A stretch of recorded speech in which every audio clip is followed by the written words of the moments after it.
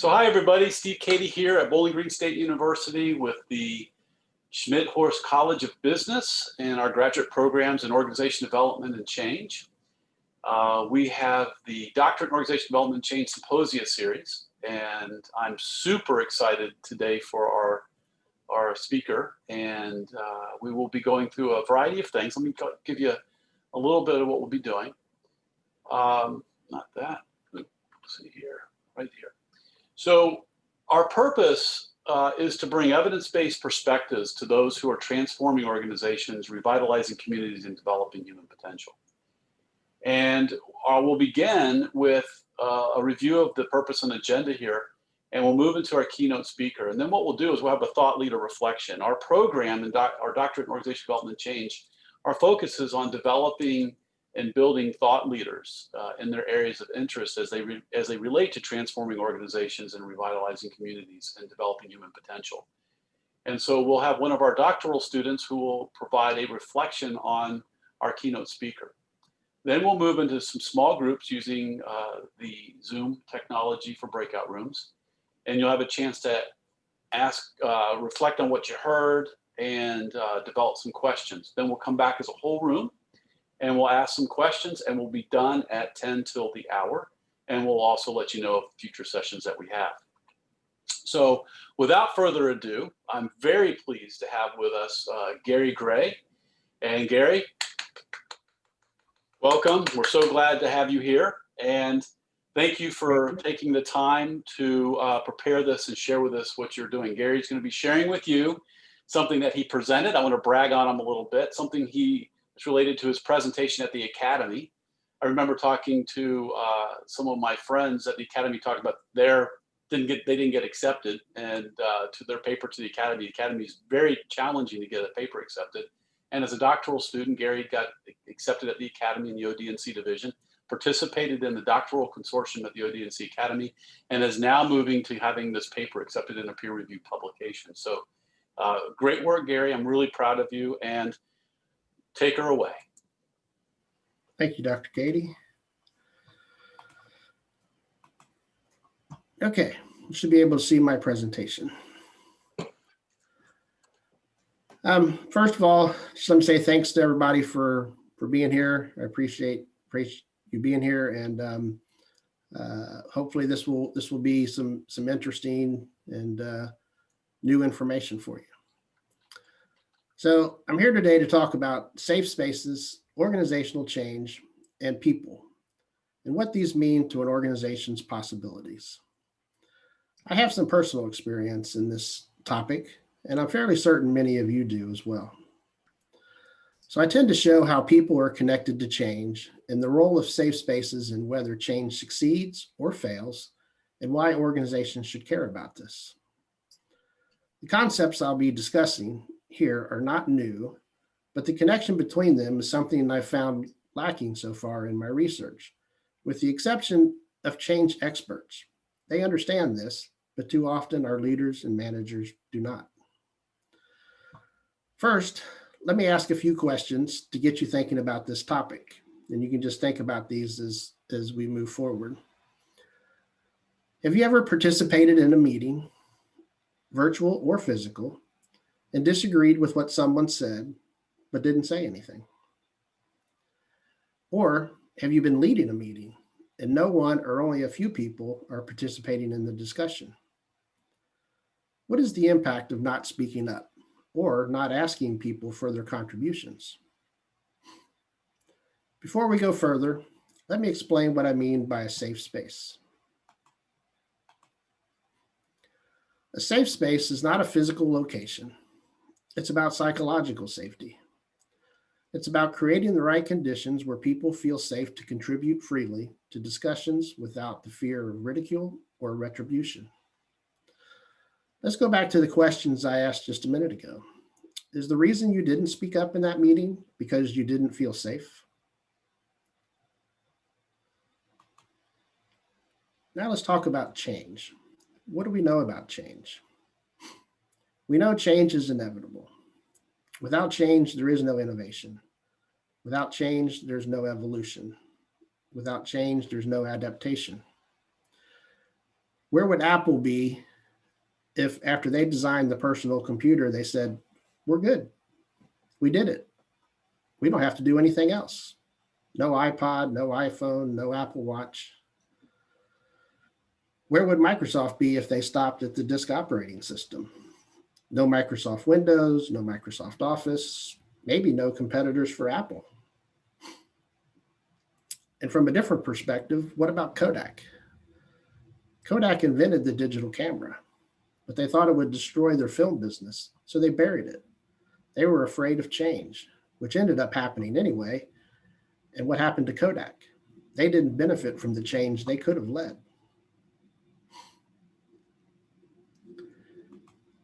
And the other part of this topic is people. What do we know about people? There have been 4 industrial revolutions going back to 1765. All of them came about as new technology came along. We're currently in the midst of the 4th industrial revolution, the internet, or Industry 4.0, as some people refer to it. And yet, it's not as much of a competitive advantage as people. The people in the organization, including yourselves, are the most valuable competitive advantage a company has. Technology is too accessible to everyone today, so it's the people that matter the most. The people, their ideas, and their innovations are now the factors that lead to success in organizations. And when people come together to form teams, they can be even more innovative if they feel safe to contribute freely. Okay, now we know that safe places are connected to people through psychology. Let's talk about how people are connected to change. What do we know about how people perceive change? Make no mistake about it, change is personal. How many times have you heard, it's just business, it's not personal? I disagree with that. When it comes to change, it is personal. People experience change in their own way. People develop habits and routines around the way work is done. And then when someone comes along and wants to change that, people react. Everyone experiences change differently. And if you want change to succeed, you need to connect it to the personal values of the people in the organization. So how are people impacted by change? Some people barely at all. They just keep going straight, unaffected by the change. Others are uncomfortable. They get knocked off balance by change.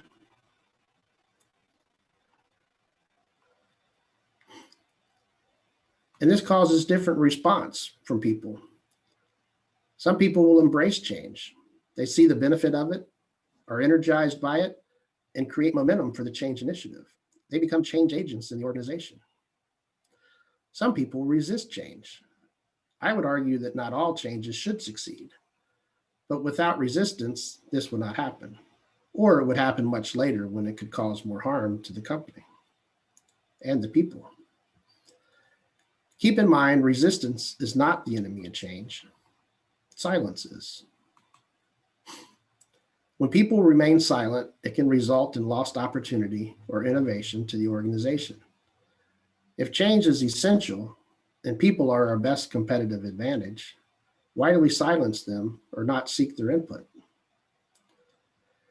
People can remain silent because of fear of conflict, fear of retribution, fear of ridicule, or simply because of lack of confidence or experience. So how do we break the silence? By creating conditions where people are safe to contribute, by creating safe spaces where people feel safe and empowered to participate, where they feel free and respected, by building bonds, being empathetic and asking questions, by having humble leaders, or at the very least, leaders who know how to use situational humility. By creating trust not only in your leaders, but in your peers. By welcoming all ideas and criticisms without judgment. By keeping disagreements about the subject matter and not making them personal. By creating teams that function at their highest level with free and open participation from all its members. To do this, we must all encourage participation from everyone. Do not allow one or a few people to dominate the discussion. Ask every person in the room or virtual meeting for their opinions and listen to them. Seek to understand. If they do not offer their opinions, ask another way. Change your question. I used to ask the people that worked for me to give me feedback on how I was performing as their manager. And I never received anything other than, "Oh, you're doing great." Then I started asking them how I could help them get their jobs done or what they needed from me. And suddenly I was getting lots of responses. I changed my question. I made it about them and not about myself. So we must also not shut down resistance to change. Remember, resistance gives change energy. Use its energy.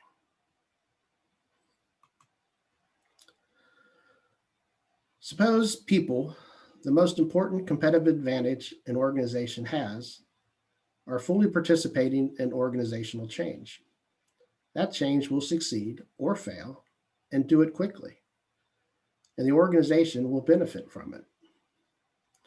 Imagine the possibilities of what can be achieved if you combine the collective intelligence and high performance of a team fully participating in all aspects of their responsibility, sharing ideas and concerns. Now imagine an entire organization filled with teams like this. Then imagine what that organization could do for the customers it serves, the communities it operates in, and the other organizations with which it does business. Some might say the sky's the limit. Thank you. Awesome. You can unmute and clap. So unmute and clap. Good job, buddy. Yeah. All right. Yep. Yep. Awesome job, Gary. Awesome job. Terrific. Thanks, sir. Thank you. All right. So we're going to move into a reflection. And Jordan, wave your hand, Jordan. Everybody say hi to Jordan. Hi, Jordan. Jordan is our emerging thought leader, part of our doctoral program. He's doing important work in White House, Ohio. He is a dad of many beautiful children and a beautiful wife and a great family and a super human being. And I'm really blessed and honored to have you part of the program. So Jordan, thank you for stepping up and taking the time to give a reflection on Gary's presentation today. So I'll turn it over to you and take a few minutes to share your thoughts. Sure, and thank you. This was not difficult at all. If you haven't had the chance to read Gary's work, it's absolutely awesome. So informally, I'm endorsing this paper just as sincerely as I can commend it to you.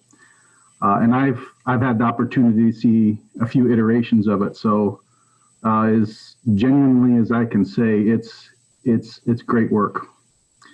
You'll find it thoroughly engaging to read, and it'll pique your interests on things and phenomenon that are worthy of our attention as change agents. So for that reason alone, it's worth the read.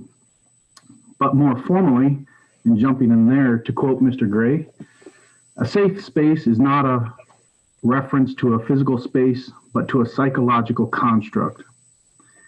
It refers to any time two or more people are engaged in a discussion where all involved feel comfortable to openly share ideas, opinions, and experiences without judgment or ridicule. So the approach Gary Gray employed is a literature review examining psychological safety in the workplace. He begins with an open and vulnerable experience that provoked his interest in creating safe spaces. He spoke a little bit about that in his presentation. He also alluded, or actually directly referenced, the change formula, talked about resistance, So just like this formula lays out, the dissatisfaction that Mr. Gray felt served as the impetus for pursuing actionable change. And in the paper, he shares a profound example illustrating the significance that even the change of wording in a question, just a mere change, can create openness and safety to speak freely, and the reward is great. You both get to offer and gain valuable feedback. Then, to illustrate the ubiquity and power of this construct through a personal experience overseas, Mr. Gray demonstrates that psychological safety, and again, can't emphasize this enough, that psychological safety is a universal human need for flourishing. And again, I totally agree with Mr. Gray. It is something that is still not appropriately on our horizon as a research focus. So once again, psychological safety is indeed a universal human need for flourishing, not just a North American, Western Hemisphere issue. The article then moves on to providing a brief history of organizational psychology and its evolution from evaluating simple occupational safety to the more complex, more expansive topic of psychological safety. Then within the discussion on psychological safety, Gary then fleshes out the dangers of workplace silences, both for the organization and for the individual. This, it's argued, is a whole workplace participant responsibility. So again, this is the responsibility of everyone within the organization. By way of professional argumentation, Gary examines the common workplace phrase, people are our greatest assets, right? You've all heard that. I hear it all the time. He then offers strong evidence for its actual state as a truism, so that people are our greatest asset actually as a truism rather than a lackluster catchphrase. So it brings life to that phrase. So in conclusion, especially in this uncertain environment, which is 2020, this article is perfectly timed. He does a great job of suggesting the enormous potential when organizations endeavor to create safe places. It's both a short-term and a long-term win for the individual. It's both a short-term and long-term benefit to organizations. And like no other, creating safe spaces is an investment that is a sure thing with a multiplicity of benefits. Thank you. Great. Thank you. You're welcome. So what we're going to do is we are going to take a few minutes to meet some other people and say hi and discuss for about 3 minutes to 5 minutes. We're going to discuss, what did we hear? What are our reactions? And what questions of understanding do we have? As Mr. Gray said, how we frame a question makes all the difference. And oftentimes after a group of people get together and hear information, it's good to get them in small groups and practice this individual, group, and whole room conversation. It's a technique for building system breathing, as I like to call it, where everybody's getting connected. So by going into a small group, ensuring each person has a chance to say, what did I hear? What are my reactions? What questions do I have? Then asking, what did we hear? What are our reactions? What are our questions? And bringing that back creates a richer next step conversation in the whole room. So really, these are my 3 favorite questions for asking the group when they're trying to process something. And so I'm going to invite you to, right now I'm going to click, you're going to see something come up that will invite you to go into the room. Head on into the room. I'll bring you back in about 5 minutes. I might go, with our time that we have, I might go as far as 7 minutes. And I'll be popping around and seeing how people are doing. But have this conversation, enjoy yourself, make a new friend, and I'll see you back here in 5 to 7 minutes.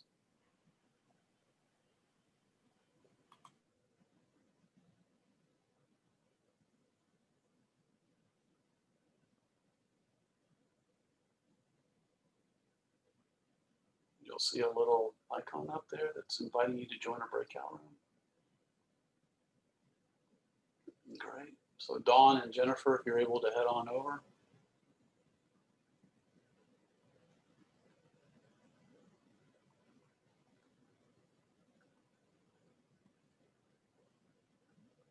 Okay.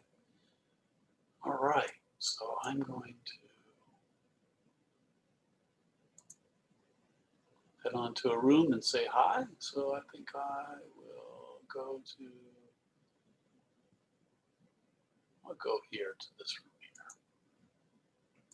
here. The resilience piece now. So, Gotcha. all right. Well, wish you guys well, and we'll see you soon. Thank you. All right. We don't get to hear anything from you before you drop off? I can't wait. My question is, how do we start referencing and citing each other? So there were 2 or 3 points that he made that were just so inquisitive for me in terms of asking questions and the reframing. So my one takeaway is I want to follow up in terms of how do we figure out how to start networking and connecting everybody's research. And Yeah. that's Yeah. This paper, when it's published. Yeah, that's good. And you can also cite it as a presentation. You can also cite the white paper draft. You can cite that too. There's different, APA gives you different ways to cite something if you wish to cite them. You can cite his paper today. You can cite his presentation at the academy. You can, his paper that was used at the academy. Lots of different ways. Yeah, I know it really resonates. Thank you. All right, I'm sorry, I've got to Your drop call. off. Thank you, guys. See you, Tony. Well. That's good to know. Yeah. Right. And I don't feel that it's quite the same on the administrative side of the house. So it's a curious thing for me to see that difference within the same institution. And it just kind of underscores his point that you have to provide that environment that allows people to feel comfortable. Mhm. Speak. Excellent. That's a great example. Kevin, what'd you hear? I think, and the big message I took, and I mean, I try to relate everything to the situation we're in right now. Whereas when we can't see somebody's reaction, like normally that's feedback. But if I know Dr. Katie's very passionate that we have our cameras on, but I mean, without the cameras now, like we have even less feedback. Even if there's silence, if you're paying attention to the videos, you get feedback as long as the cameras are on. So I think of an environment of like, as we're in this new state, like required input that we need as a speaker to understand that what we are saying is being heard, or if it is being heard, but it's being, there's resistance based on what they're hearing. Like we can see that and we can pick up on that in order to, I guess, adjust or maybe clarify something that is being perceived in a different. I'm taking it really from that. Like it was really, I'm transitioning roles right now where I'll be going to California. So there's a lot of virtual that's going to happen. So like I'm kind of relating it to myself of like, how do I create a new safe framework for this new team that I have that's never met me and provide trust to then reinforce that trust through actions. So a lot to walk away from. I mean, a short presentation and reflections, like I'm gonna have to dry erase board this one out. It'll fill up quickly. Yeah. Right. Excellent. Okay. Round 2. What's maybe we kind of synthesized that already. What's how you define it? What's your reaction? So you heard something. What's now the reaction?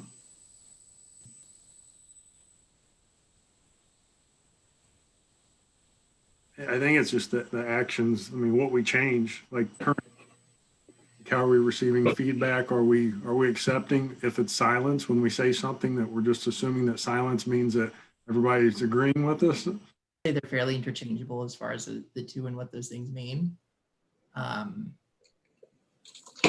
But yeah, it was hard to think of new, like, I don't know if I would say that there were any new thoughts. I think it mostly kind of like almost reintroduced me or like emphasized for me what I learned in school, and then also kind of things that I've read since then.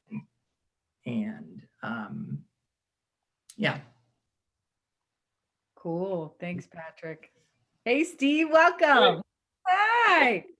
We were just talking about it. Patrick was right on. We just met him. I was thinking about Enough to Soar from Judith and Fred, their new book. And he like brought it up immediately when I said it, which was cool. So that's awesome. So we shared our reactions. I want to leave room for you, Deb, Carol, and Steve to be inclusive. Well, I came in really late, so I didn't get to hear the whole presentation. So and then I got kicked out, and then I had to come back in. So I'm probably not going to be much help on this discussion. You and I could be the same person since our names, so we can share the same reactions if you. There we go. Okay. Well, what I think another way to maybe put that, so what that you were able to hear, do you have thoughts about? I pretty much got back in when we were going to the room. Oh, okay. So yeah. So I really didn't hear much.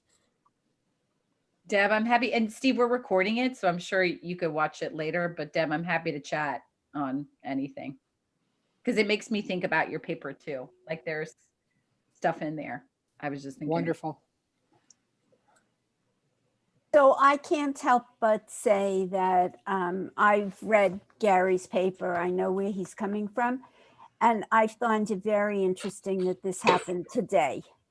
After last night with somebody at the head of our government being fired and had obviously no psychological safety in the environment, but was willing to speak up. Mhm. And what an example and a case study. Yeah. So I couldn't stop thinking about that. Thanks, Carol.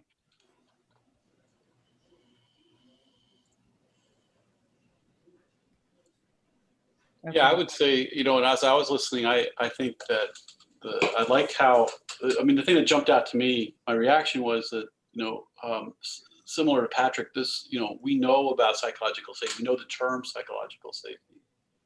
I think just simply boiling it down to this notion of how do leaders create places for people to respond to questions and how we reframe that question.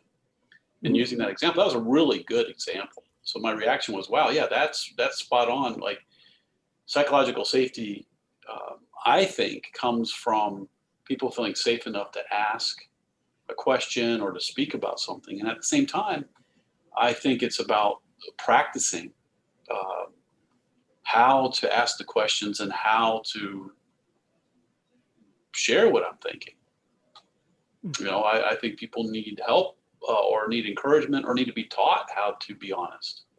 It's kind of, we sometimes hold back and we need to have just a little practice. Oh, so I can share a little bit more. Oh, I can share a little bit more. But can people feel psychologically safe to share at a level that allows them to take their emotions out of a place that's appropriate? Can I share an extreme amount of anger and get up and punch a hole in the wall and say that's how I feel?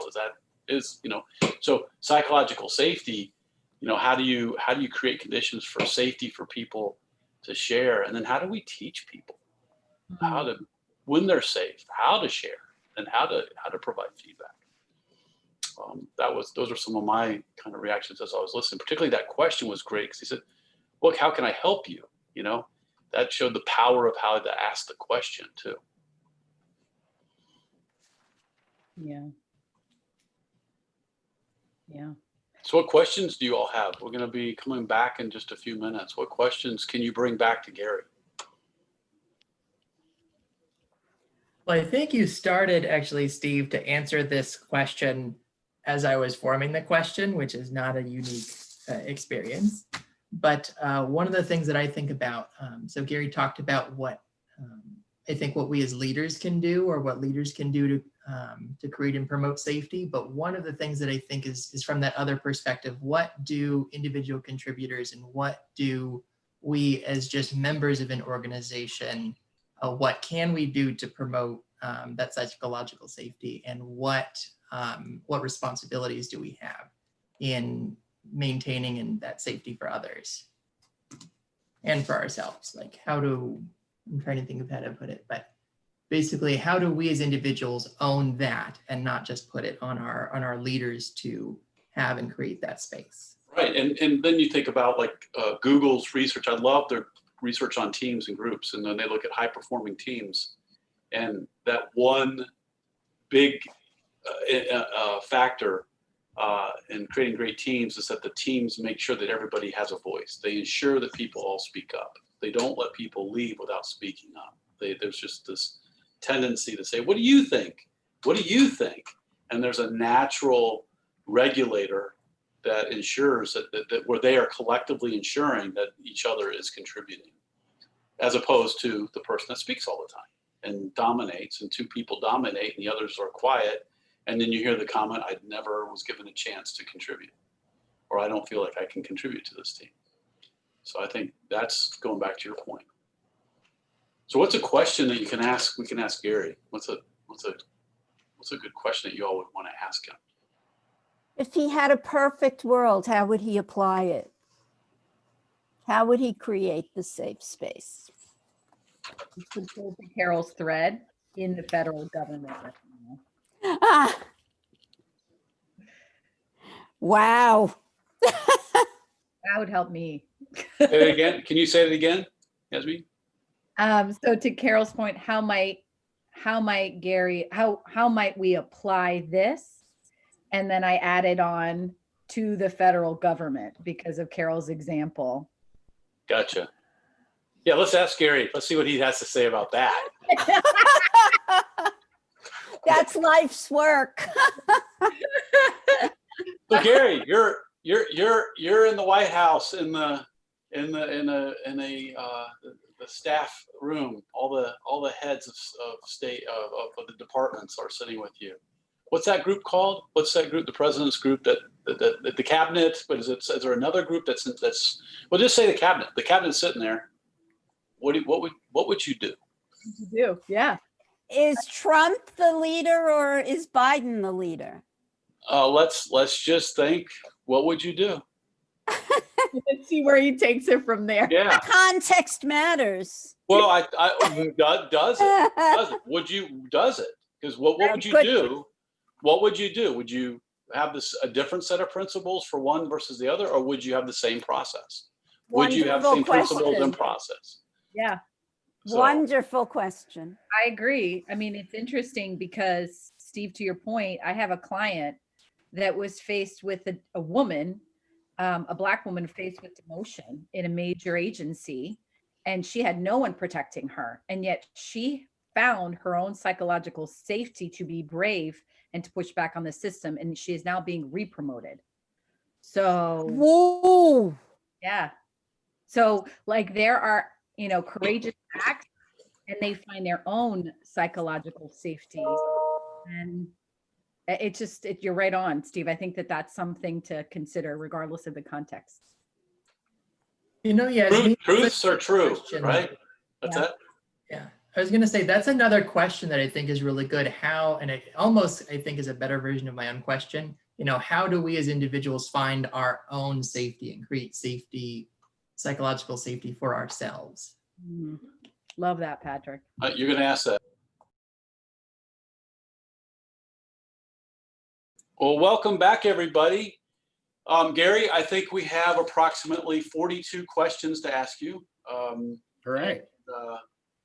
But we have just a few minutes. So who has a good question that they'd love to tee up and kick off with Gary? So our group, if I may, had asked if, for an example, you have a senior leader that has adopted a certain policy and procedure and endorsing that culture of speaking up, but you have another leader, let's say a VP, a vice president coming in, doesn't share that same vision. How do you overcome that as an organization? Yeah, I think that's one of the big challenges we were talking about in our room, because organizations, some organizations are just starting to embrace the whole idea of organizational development. Some of them are trying to merge it into HR or let HR try to do organizational development and HR, which are really not the same thing, but they're trying. And so I think it's going to take, and this is an area I hope to go further into through my research, is it's going to take both leadership from the top as well as the groundswell from the bottom up to ultimately lead to some sort of a solution. We can't put all the emphasis on leaders make things right. People have to step up and, point out where these situations exist, speak out, and help be that catalyst for change that will help create those types of spaces. So it'll take everybody to make it happen. Thank you. Great. Who would like to go next? Just, you can raise your hand and I can call on you. Does anybody have a question?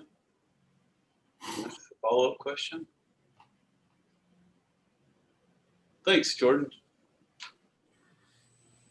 Yep, our group was really interested in, so the safe space is an ideal, right, that we hope to get to. What about the argument against it on it's impractical because of time constraints? The likelihood that you can't get everybody and you got to meet deadlines. So what about that as it applies to this? What do you think about that? Could you share your thoughts? Yeah, I think I think some people could easily talk themselves into it's a catch-22. You can't have everyone share every idea and incorporate everyone's thoughts and ideas. It would take too much time. But I think if you don't find ways to do that, or finding ways to incorporate everybody's opinion, you may find out that your change can get implemented faster and the results can come faster if you have everybody on board. If you're addressing everybody's concerns and, because some concerns will be legitimate. People might have a valid reason why something may not need to be implemented, or a slight tweak to the change that's being implemented that would make it better. If you can get everybody on board, that curve of that change implementing is going to be a much steeper curve in getting done and then getting the company moving forward than if you're dragging people along and that curve, that change curve, just is slow and just gradually going along. So it's, some people might argue one way or the other. I think getting everybody on board and, as one of my friends like to say, don't march down the field without the band, so to speak, is the best way to go and ultimately the most successful and effective. If I may offer, and I'd love your reaction to this, in GE's workout, which is a technique where a leader would get down in front with a group in this auditorium and would answer questions. And there's also whole scale change and some of these other methodologies for collaboration, which allow for leaders to talk about what they're going to change, what they heard, what they're going to change and why, and what they're not going to change and why not. Right. So how do you encourage someone like in workout where a leader is actually addressing what they heard you and they are going to do this or they're not going to do this and why? How does that fit into creating psychological safety for you? Yeah, I think the psychological safety piece is the part that knowing that you're able to speak up and be heard, but we also have to accept that not every idea, not every point can be implemented or, appeased. There has to be decisions made, things have to move forward. And people have to be able to accept that. The best team I ever worked for or worked with was a group of people that we could argue, and sometimes you would think we were about to have a fight. We'd be arguing so loud in a conference room, and we walked out of there and go play golf together because we separated the actual what was personal and what wasn't. So where I said change is personal, the way you experience change is personal, but there are aspects of it that things have to happen, things have to move forward. And there's those parts that decisions are made and it's not going to be what everybody wants, but if everybody can accept and move forward. Right. And I think one thing that's consistent in all of your points is that people feeling safe enough to speak up. You didn't say that everything they say gets done. You said people feeling safe to speak up. What are the things that encourage people to continue to speak up appropriately versus inappropriately? Because sometimes that happens. So there is a responsibility on the speaker's end to speak up appropriately or inappropriately, and they have a choice. And acknowledging, I think that's the key in your pieces around acknowledging, not punishing, and explaining. In workout, it's here's what we're doing and why, and here's what we're not doing and why not. So I think that's great. So what I'd love for us to do at this next, we want to give you a couple gifts, Gary. You get to walk away with some very, very nice speaker gifts. It's going to come from all of us. So in the chat, we're going to do a thing called chatter fall. That means do not hit your enter button until I tell you to hit enter. Click it so it's for everybody in chat. And what I'd like you to do is type one article, one book, one resource that you think Gary could benefit from that might relate to his topic, a favorite book, a cool article. So I'll model that by saying I'm typing in Google's research on what makes for great teams. And that particular study, I think you'll find will relate to what you're researching. You all may have a book or an article or a resource or a website that relates. Let's type one resource in there for him. Each of us, don't hit enter. Make sure it says everyone. And I'm going to type in Google's research on great teams. Okay, don't hit enter. So everybody's there. Give you 10 more seconds. Okay. Can be anything. Okay, on mark, get set, go, hit enter. There you go, Gary. Just did a little bit of quick research for you. Right. This is called crowdsourcing research, all right? So the next one, what's the takeaway you have today from Gary? What is it that Gary did in his presentation, what he presented, how he presented, that you appreciated? So what's something that Gary shared, gave, presented, the way he did it, that you found particularly helpful or that you appreciate?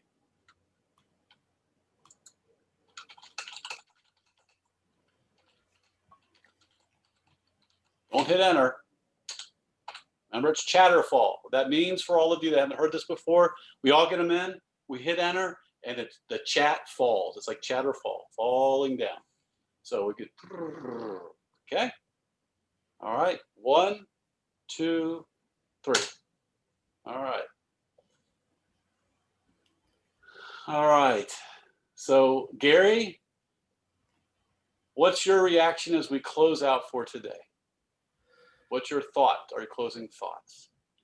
I really enjoyed presenting this. Every time I kind of get a chance to do it, I always come up with new thoughts and ideas, and everybody sharing their thoughts and ideas here is going to be really great. That will help quite a bit as I move forward. So I'm all about listening and ideas, and hopefully we created a safe space here today for everybody to contribute. So thank you, Gary. Did a super job. High five. Bing. Big high five. Next, coming up, we're going to be doing monthly symposia featuring our doctoral students and faculty, their publications and research with a clear translation into what matters for people who are transforming organizations, revitalizing communities, and developing human potential. We got Diane Hipp will be coming in January. David Harkins will be coming in February. You'll hear more about that. And we'll be lining up a whole bunch of people this coming year. So from the doctoral program in organizational development and change at BGSU, the Schmidhorst College of Business, thank you for coming today. And we'll see you again very soon. Bye for now.